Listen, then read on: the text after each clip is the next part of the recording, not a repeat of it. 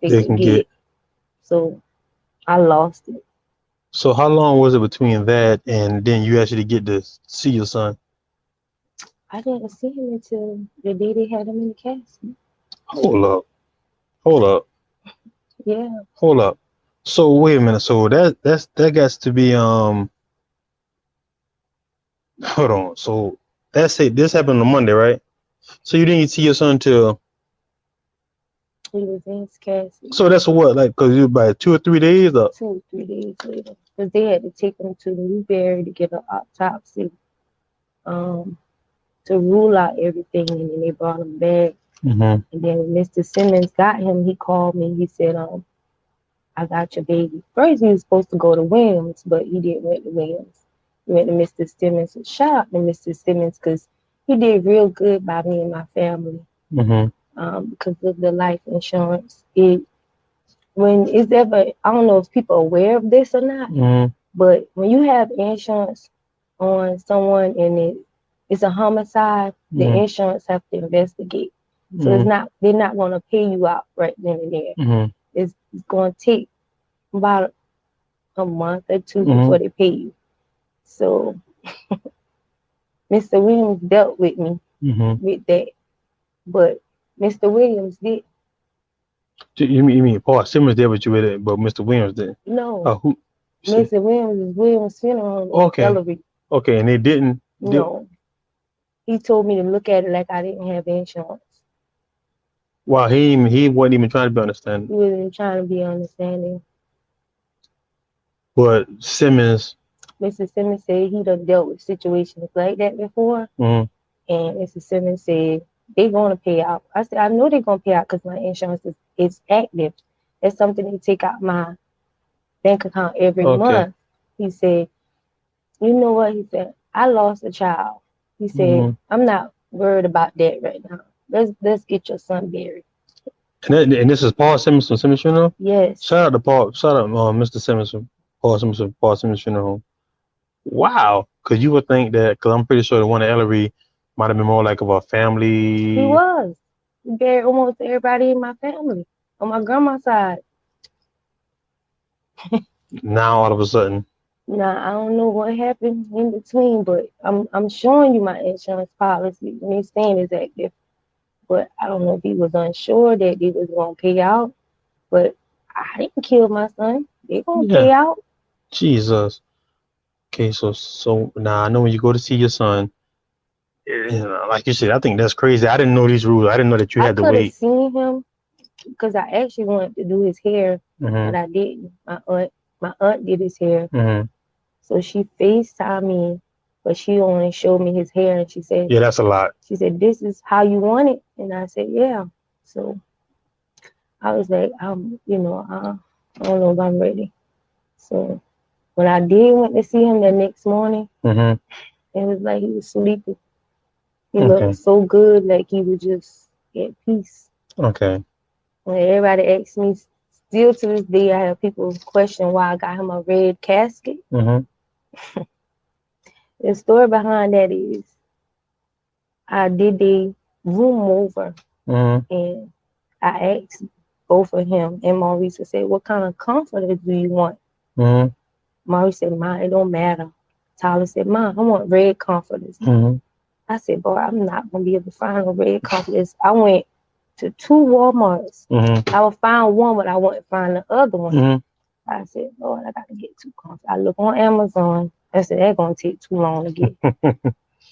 Went to Walmart in Manning, found 2 red comforters, sheets and everything. So when I put him in a red casket because I thought about that comforter set. And being there at rest and sleeping. And I wanted him to be comfortable. I had a question. This kind of pissed me off a little bit. That go to show how the people think about the most minute things. You just lost your dang son, and they worry about what color casket you got him in? It was gang related, and it wasn't. What? This is why sometimes I hate people. I don't care if it was because he like red lighted parts and he's a little boy. I don't That's care. not none of their. How about if you gonna support me? If you gonna support me, support me. If you gonna love, you give me love, give me love. Don't. That's black folk sometimes. Why? Yeah. Casket. So I'm gonna back up a little bit. So he's not here to tell how he really feels. I'm talking about your other son Maurice. But how did you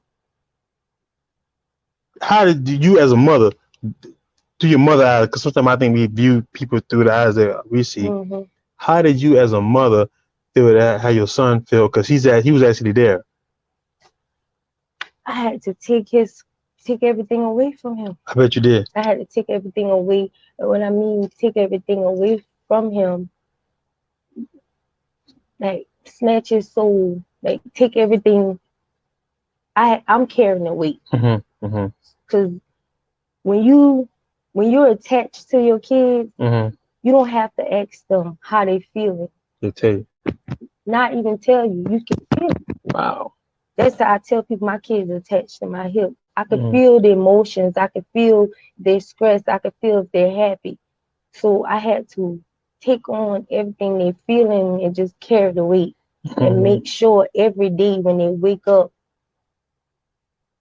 they're on a level where they can maintain. Okay. Because there's as a mother that, lost a son and you got kids and that's their brother, it's a lot for them to intake. They're not going to too much tell you how they're feeling. You got to ask. They're going to tell you they're okay, but they're not. So you got to constantly tell them and say, I know how you're feeling. Okay. If you want to talk about it, we can talk about it. That's how Maurice started back rapping. I said, express yourself in your rap. Say how you feel. Don't hold nothing in. Let me know how you feeling. He said, Ma, I smoke weed. I said, it's not good, but if that's what you got to do, I mean, I drink.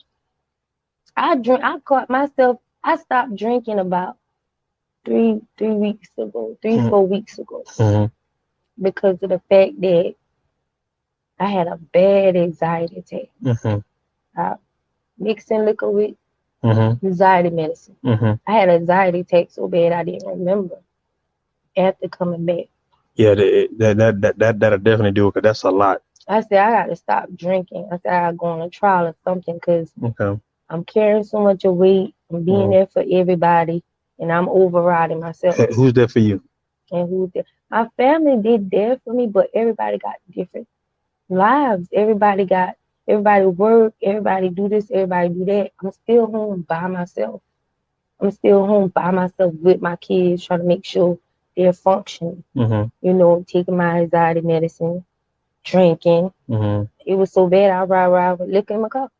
So did you ever thought about doing like therapy or? Yeah, we go to counseling. Okay. I laughing about that because I cussed the counselor out. Oh Lord, the enemy jumped out of y'all. I cussed the counselor out. So now we have a new counselor. So we're gonna try that. We're gonna try it again. Okay. But we tried it. The kids don't like it, but I think that it helps me. Okay. Because I did a journal, I write, but it always be a moment where I flip. On the counselor, or you flip over by the emotions? Me over. I get emotional. I get to thinking. Sometimes I can hear a taller voice. I still calls his name. Okay. So, counseling is good because you get to talk. I talk to people. I talk to my family. So, it's not bad. Okay. So do you ever do the counseling by yourself without your kids?